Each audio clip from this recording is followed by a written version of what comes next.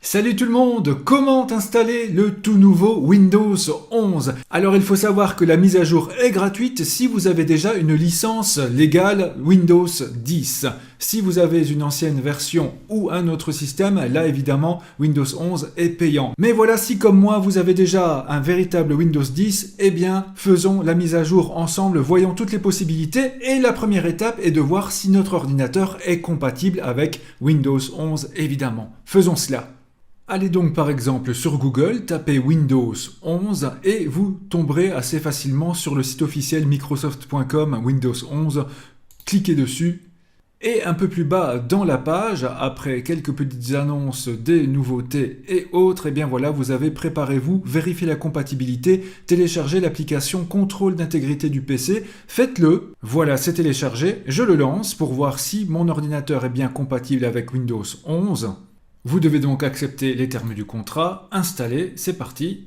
Et ensuite, ouvrir l'application contrôle, terminé. Et là, vous pouvez cliquer sur vérifier maintenant, c'est parti. Et là, directement, il me prévient que mon PC répond aux exigences Windows 11, c'est parfait. Vous pouvez cliquer sur afficher tous les résultats pour qu'il vous le prouve selon les capacités de votre ordinateur. Si votre ordinateur est donc compatible avec Windows 11, allons voir si la mise à jour Windows nous le propose déjà.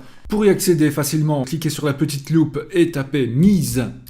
Et là, normalement, vous accéderez à rechercher les mises à jour directement. Ou alors, vous pouvez cliquer avec le bouton droit de la souris sur le bouton démarrer et aller dans paramètres, puis Windows Update ou mise à jour selon le cas. Vous accédez donc directement à Windows Update et là il nous met donc que mon PC peut fonctionner sous Windows 11 vu que cela a déjà été vérifié, mais il ne me propose pas la mise à jour tout de suite. Deux solutions alors, attendre quelques jours ou quelques semaines que Windows Update nous le propose directement, ou alors si vous êtes impatient comme moi, allez sur le site officiel que je vous propose en description de cette vidéo, c'est-à-dire le site téléchargement de logiciels de Microsoft, où là nous avons donc le lien de téléchargement de Windows 11. N'hésitez pas à cliquer sur avant de commencer pour avoir quelques petites infos d'usage avant de lancer cela. Vous voyez donc par exemple les conditions pour pouvoir l'installer sans problème. Par exemple, il faut au moins 9 Go d'espace disque libre. Pensez-y, donc faites un petit nettoyage